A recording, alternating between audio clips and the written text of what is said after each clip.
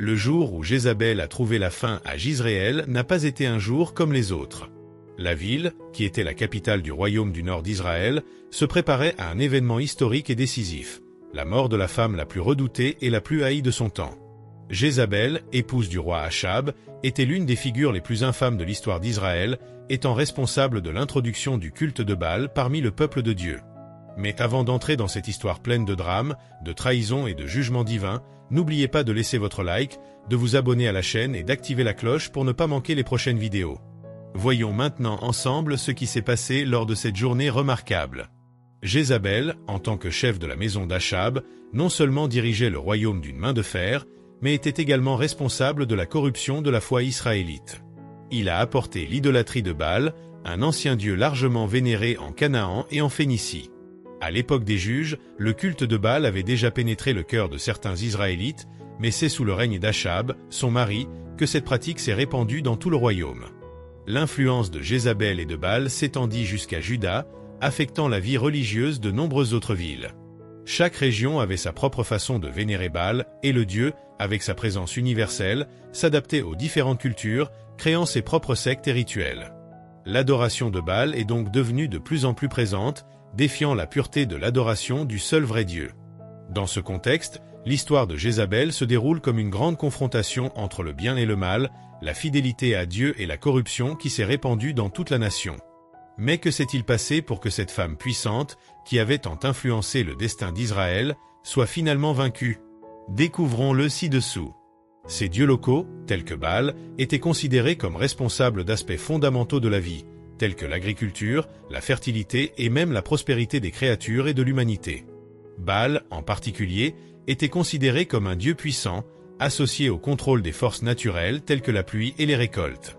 Il était une divinité centrale dans le panthéon cananéen, une figure équivalente à Hadad, le dieu amorite. Les fonctions et la nature de Baal étaient presque identiques à celles de Hadad, les deux étant des dieux de la tempête et de la fertilité, responsables d'assurer la continuité de la vie sur terre. Cependant, Jézabel n'a pas seulement promu l'adoration de Baal, mais a également orchestré une attaque féroce contre les prophètes de Dieu. Sa cruauté ne connaissait pas de limite. Elle a tué de nombreux serviteurs du Seigneur, éloignant davantage la nation d'Israël du vrai culte. Elle incita son mari, le roi Achab, et plus tard ses fils, à faire le mal. Jézabel est ainsi devenue l'incarnation de la corruption et de la malédiction qui s'est abattue sur Israël, nuisant à tous ceux qui souhaitaient du bien pour la nation. Son règne de méchanceté a duré 3 longues années, mais finalement, le jour de son jugement est venu. La Bible décrit la figure de Jézabel avec beaucoup de force, et sa fin est décrite comme la destruction des idolâtres et des persécuteurs de la vraie foi. Dans Apocalypse 2h20, il y a une référence claire à sa figure. Mais je compte contre toi si tu tolères la femme Jézabel, qui se dit prophétesse et enseigne et séduit mes serviteurs à pratiquer l'immoralité sexuelle et à manger des aliments sacrifiés aux idoles. Ce verset met en évidence la similitude entre Jézabel et la fausse prophétesse qui a trompé les serviteurs de Dieu pour les amener à l'idolâtrie et aux pratiques impures. Jézabel, avec son caractère manipulateur et méchant, a égaré le peuple de Dieu, l'entraînant dans l'idolâtrie et l'immoralité. Tout comme à son époque, la destruction de Jézabel peut être considérée comme un exemple de la chute de ceux qui poursuivent la vraie foi et la justice de Dieu, ceux qui entraînent les autres loin de son chemin et les conduisent à la destruction. La fin de Jézabel n'était pas seulement un jugement contre elle, mais aussi une leçon pour tous ceux qui suivent les sentiers de l'idolâtrie et de la méchanceté. Maintenant, avec son esprit scellé, le destin de Jézabel est sur le point de s'accomplir. Continuons à explorer la fin de cette femme impitoyable et comment la justice de Dieu a finalement été rendue. Dans Apocalypse 17, 5-6, nous lisons une description intrigante et puissante. Et sur son front était écrit un nom de mystère, Babylone la Grande, la mère des prostituées et des abominations de la terre. Et j'ai vu la femme ivre du sang des saints, du sang des martyrs de Jésus. Quand je l'ai vue, j'ai été très étonné. Ce verset, bien qu'il soit dans le contexte de l'Apocalypse, fait écho au caractère de Jézabel. Comme la femme décrite dans la vision de Jean, Jézabel était également responsable de la persécution des justes et de la corruption spirituelle, buvant du sang des innocents et chassant le peuple de Dieu. Son action ressemblait de manière troublante à la femme de l'Apocalypse, qui symbolise la corruption et l'idolâtrie, que Jézabel représentait également à son époque. Le jugement de Jézabel, comme nous l'avons vu, était sur le point de s'accomplir, et tout a commencé par un événement qui a révélé sa vraie nature. Le meurtre de Naboth, un homme juste, a été le déclencheur de sa chute. Naboth était un Jizréélite et possédait un vignoble à Jizréel, un domaine qui était stratégiquement proche du palais du roi Achab. Lorsqu'Achab, poussé par le désir de posséder cette terre pour la transformer en potager, offrit à Naboth une compensation généreuse ou même une meilleure vigne ailleurs, Naboth refusa fermement. Pour lui, ce vignoble était un héritage de ses ancêtres et il ne le vendrait pour rien au monde. Ce fut le tournant. Le roi Achab, frustré par le refus de Naboth, se retira chez lui, le cœur lourd, dans un état de colère et de découragement. C'est alors que Jézabel, toujours manipulatrice et prête à agir dans son propre intérêt, s'est rendu compte que son mari était désemparé. Elle interrogea Achab sur la cause de son chagrin, et il lui parla de Naboth et de son refus. La réponse de Jézabel fut directe et sans vergogne. Elle lui assura que tant qu'il serait roi, il pourrait avoir tout ce qu'il voulait, et qu'elle s'occuperait elle-même de la situation. L'histoire de Jézabel et de la mort de Naboth ne sont donc pas seulement des récits d'injustice et de cruauté, mais aussi des marques du jugement de Dieu sur ceux qui, poussés par la cupidité et le pouvoir, se corrompent et persécutent les justes. L'approche de la fin de Jézabel serait un reflet clair de la justice divine, où la méchanceté d'un chef cruel ne pourrait pas prospérer éternellement. Jézabel, déterminée à obtenir la vigne de Naboth, organisa un complot diabolique. Elle falsifia des lettres, prétendument envoyées par le roi Achab, ordonnant aux anciens et aux nobles de la ville de Jizréel de proclamer un jeûne. Au cours de cette cérémonie, Naboth serait placé dans une place de choix parmi le peuple, afin que sa présence soit plus visible et plus facile à attaquer. Mais la véritable méchanceté du plan de Jézabel a été révélée dans ce qui allait se passer ensuite. 2 faux hommes seraient placés près de Naboth, avec pour mission de l'accuser de maudire Dieu et le roi, une accusation totalement inventée. Selon la loi israélite, une condamnation à mort ne peut être prononcée qu'avec le témoignage de 2 personnes ou plus. Jézabel, avec sa ruse, avait pris toutes les précautions pour s'assurer que son mensonge était accepté et que Naboth était condamné. Une partie particulièrement odieuse du plan de Jézabel était l'appel à un jeûne public, une cérémonie religieuse qui couvrait son intention meurtrière. Ce faisant, elle a non seulement manipulé la loi pour servir ses objectifs, mais elle a également utilisé la religiosité pour vilipender l'image de Naboth, créant une atmosphère de mépris autour de lui avant même sa mort. Lorsque Naboth fut exécuté et lapidé à mort, Jézabel informa triomphalement Achab qu'il pouvait maintenant prendre possession de la vigne, ce qu'il fit avec grand plaisir, heureux d'obtenir enfin ce qu'il désirait. Mais alors qu'Achab et Jézabel se réjouissaient de leur crime, Dieu n'est pas resté silencieux face à cette injustice. Le prophète Élie a été envoyé par Dieu pour délivrer un message de jugement au roi. Élie rencontra Achab alors qu'il inspectait la vigne qui avait été acquise grâce au meurtre de Naboth. Le prophète, avec courage et autorité, réprimanda le roi. « N'as-tu pas tué un homme et saisi ses biens ?» Élie, au nom de Dieu, a annoncé que le Seigneur ferait venir le malheur sur la maison d'Achab. Le jugement de Dieu serait impitoyable. Dans le lieu où les chiens lécheront le sang de Naboth, les chiens lécheront aussi son sang. Le sort d'Achab était scellé et le Seigneur promit que toute sa famille périrait, sans avoir le droit à une sépulture digne, dévorée par les bêtes sauvages. Oui, la prophétie d'Élie s'est accomplie. Achab a été tué dans une bataille contre les Syriens, et une tragédie s'est abattue sur sa maison. Leurs enfants et leurs descendants ont également connu un sort cruel, conformément au jugement de Dieu. La méchanceté de Jézabel et d'Achab ne resterait pas impunie, et le jugement de Dieu sur eux serait une leçon claire pour tous. La justice divine, même si elle retarde, viendra toujours, et ceux qui pratiquent le mal et l'injustice subiront les conséquences de leurs actes. Cet épisode, avec sa tournure dramatique, montre la puissance de Dieu pour rendre justice, même lorsque les hommes tentent de manipuler la loi et le système en leur faveur. La destruction de Jézabel et d'Achab nous rappelle qu'en fin de compte, personne n'échappe au jugement divin et que la vérité, même si elle est cachée, prévaudra toujours. En tant que successeur d'Élie, Élisée a reçu l'onction divine pour poursuivre le ministère prophétique et accomplir le plan de Dieu. Parmi ces diverses actions, l'une des plus marquantes fut l'installation de Jéhu comme roi d'Israël. Jéhu n'était pas seulement un homme ordinaire. Il a été choisi par Dieu pour porter le jugement sur la maison d'Achab, la dynastie des Jézabel. Jéhu avait déjà démontré sa détermination en tuant le fils de Jézabel, Joram, d'un coup bien ciblé. Il tira son arc de toute sa force, et la flèche frappa Joram entre ses épaules, lui transperçant le cœur. Le roi tomba, mort, dans son char. Ce n'était que le début du jugement de Dieu sur la maison de Jézabel. Jéhu était en route pour Jizréel, et Jézabel savait que son heure était venue. Elle n'ignorait pas ce que Jéhu avait fait à son fils, Joram, et elle savait que la malédiction de Dieu sur sa maison n'était pas terminée. Elle savait qu'il viendrait à elle, et son destin, comme celui de sa famille, était scellé. Mais plutôt que de se cacher ou d'essayer de fuir la vengeance à venir, Jézabel a audacieusement défié son destin. Elle se tenait à la fenêtre à l'entrée de la porte de Jizréel avec l'intention d'affronter Jéhu. Jézabel n'a montré aucune crainte ni regret pour ses péchés, comme on pouvait s'y attendre. Au lieu de cela, elle s'est exposée, comme une femme qui méprise toute tentative de faire marche arrière. Elle se moquait de la possibilité d'être vaincue, espérant peut-être que son attitude de défi intimiderait Jéhu et affaiblirait sa détermination. Son cœur s'était endurci contre Dieu et elle refusait de se soumettre au jugement divin. Cette action reflète ce qu'Ésaïe 22, 12-13 décrit. C'est pourquoi, en ce jour-là, l'Éternel, le Dieu des armées, vous a appelé à pleurer, à vous lamenter, à vous raser la tête et à vous revêtir d'un sac pour vous humilier. Au contraire, il y a la joie et l'allégresse, l'égorgage des béhufs et l'égorgement des brebis, manger de la viande et boire du vin, en disant « Mangeons et buvons, car demain nous mourrons ». Alors que le peuple de Dieu devait faire preuve d'humilité et de repentance face au jugement divin, Jézabel a choisi de continuer sa vie d'apparence et d'arrogance. Elle s'est peint le visage, peut-être pour essayer de ressembler à une figure imposante, une femme grandiose et majestueuse, dans l'espoir d'intimider Jéhu et d'affaiblir son autorité. Elle voulait qu'il se sente mal à l'aise, espérant peut-être que sa présence et son attitude pourraient changer le cours des événements en sa faveur. Cependant, Jézabel ne se rendait pas compte qu'en défiant Jéhu, elle défiait l'autorité de Dieu.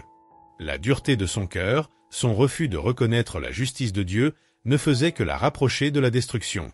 Jéhu n'était pas intimidé par son maquillage ou son attitude provocante.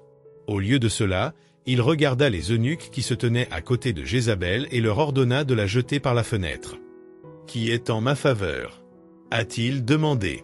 Et sans hésitation, les eunuques la poussèrent, et Jézabel tomba, accomplissant la parole de Dieu qu'elle serait jetée dehors et piétinée par les chiens. Bien que la main de Dieu soit manifestement contre sa famille, Jézabel ne montra aucun signe de repentance. Au lieu de réfléchir à ce qui allait se passer et de reconnaître le jugement divin, elle défia Jéhu, qui n'était que l'instrument de la volonté de Dieu. Cela nous enseigne quelque chose d'important. Souvent, lorsque nous rencontrons des difficultés ou des difficultés que nous ressentons comme causées par d'autres, nous sommes enclins à exploser de colère contre les personnes ou les circonstances qui nous entourent, sans nous rendre compte que Dieu le permet dans nos vies dans un but plus grand. Au lieu de chercher à nous soumettre à Dieu, nous nous concentrons souvent sur l'attaque des circonstances ou des instruments que Dieu utilise pour nous discipliner, alors que nous devrions être en colère contre nous-mêmes, en réfléchissant à nos choix et à nos attitudes. Jézabel, dans son arrogance et son refus de reconnaître le jugement de Dieu, essayait de trouver du réconfort dans la croyance que Jéhu n'aurait pas la paix. Elle croyait que les actions de Jéhu finiraient par entraîner sa propre ruine et qu'il ne trouverait pas la tranquillité. Cependant, elle ignorait le fait que Jéhu faisait la volonté de Dieu et que la justice divine serait impitoyable. Sa tentative d'intimider Jéhu en lui rappelant son passé d'usurpateur du trône par le sang et la trahison était une tentative de le discréditer, mais en réalité, elle ne faisait que creuser sa propre tombe. Ce comportement est le reflet de ce que Paul a écrit aux Philippiens. Et ne vous effrayez ni ne vous laissez intimider par rien de vos adversaires, car une telle constance et une telle absence de crainte de votre part sont pour eux un signe évident, une preuve et un sceau de leur destin imminent, mais un signe clair pour vous de délivrance et de salut, et aussi de Dieu. Philippiens 1h28. Jézabel, avec sa posture de défi à Jéhu, ne s'est pas rendu compte qu'en faisant cela, elle ne faisait que signer son arrêt de mort.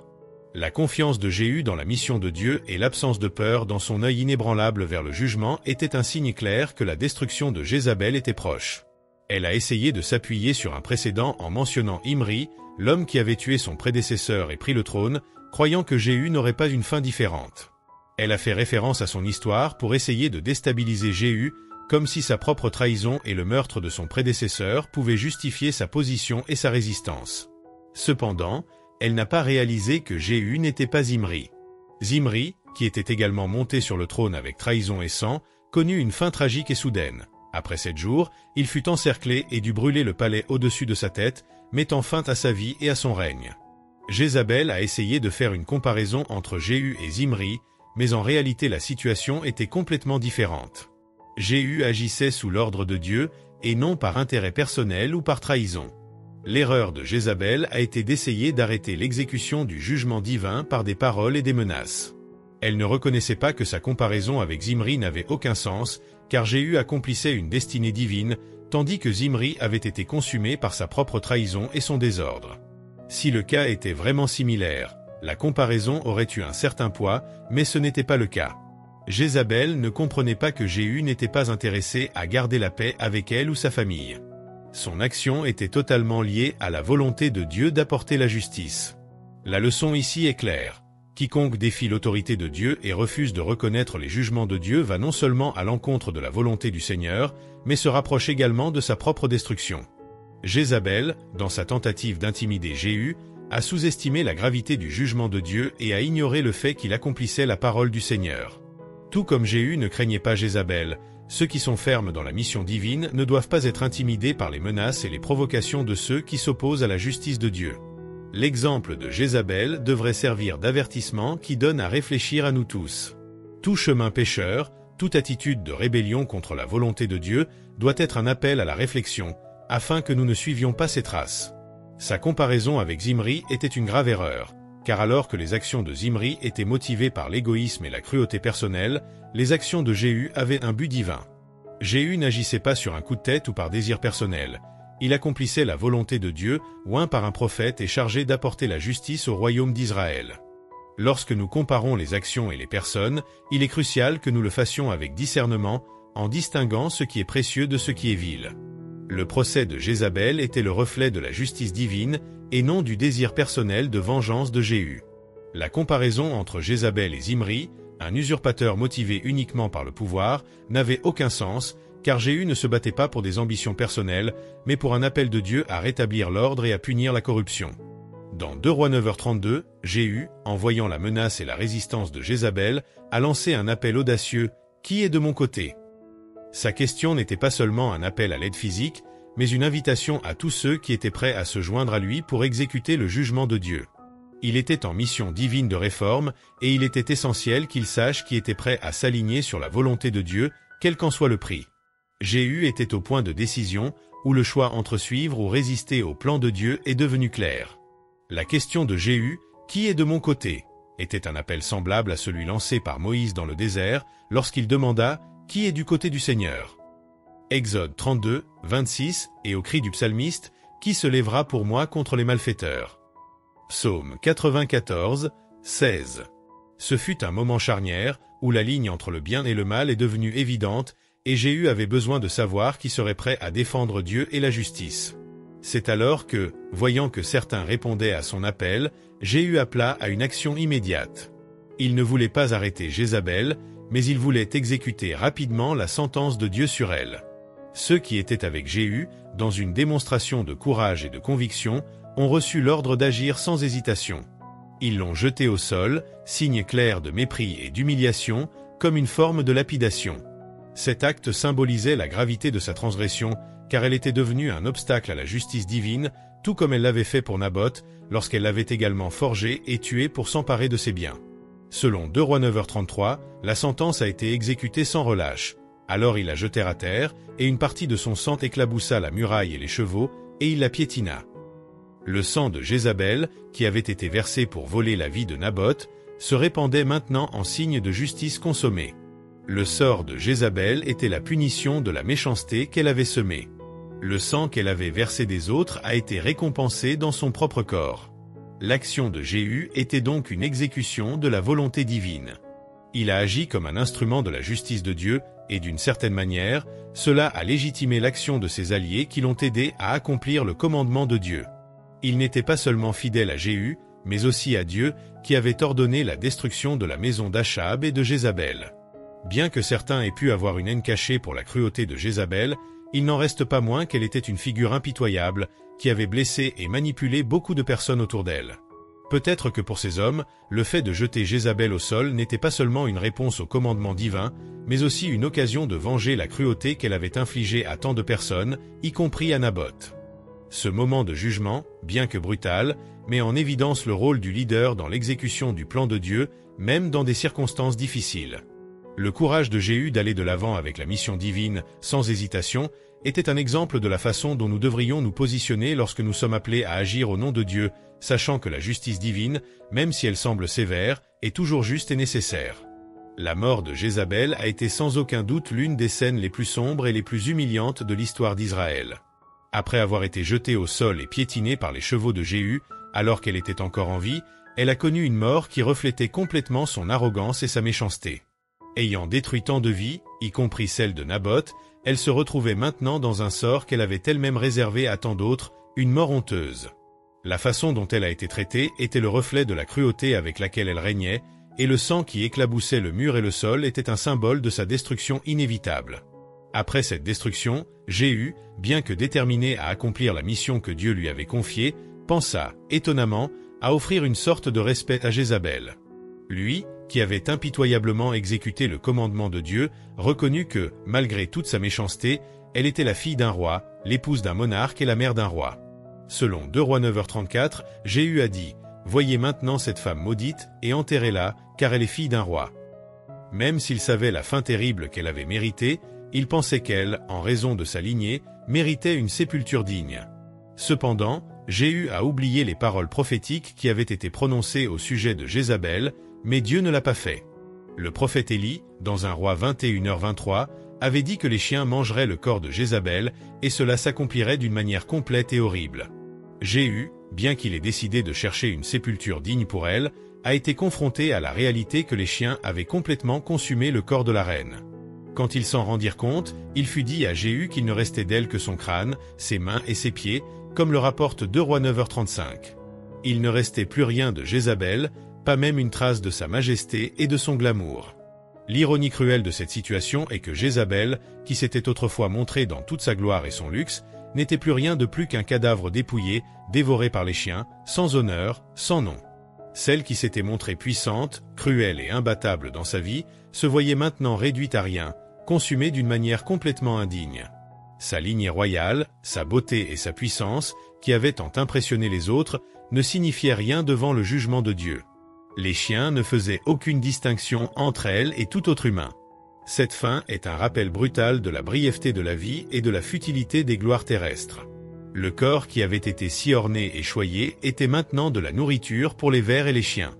Jézabel, qui avait été autrefois admirée pour son apparence et son statut, était maintenant complètement humiliée.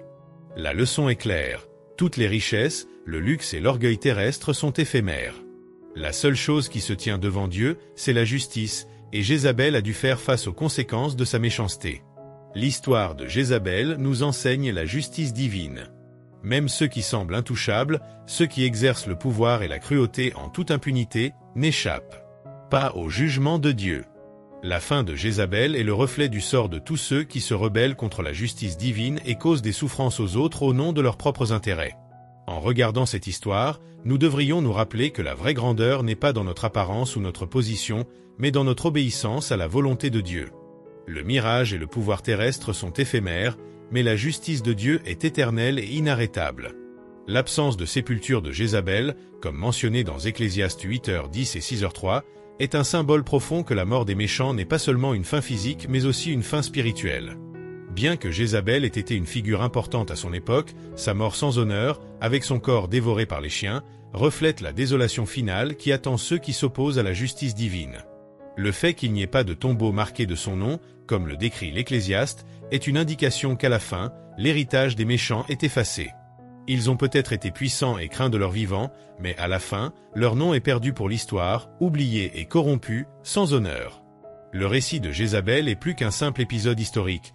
Il s'agit d'une allégorie puissante sur la justice de Dieu contre ceux qui pratiquent l'idolâtrie et le mal. Il symbolise le résultat de l'opposition à Dieu et la destruction qui attend ceux qui cherchent à contrôler, manipuler et tromper les autres à des fins égoïstes. Dieu, dans sa souveraineté, exécute la justice, et à travers la mort de Jézabel, nous voyons que la justice de Dieu prévaut toujours, même si elle prend du temps à se manifester. D'autre part, l'histoire de Jézabel nous appelle aussi à réfléchir sur la fidélité et la résilience de ceux qui restent fermes dans leur foi, même face aux adversités les plus difficiles. De nombreux prophètes de Dieu ont fait face à de terribles persécutions sous le règne d'Achab et de Jézabel, mais malgré les menaces et les difficultés, ils sont restés fidèles.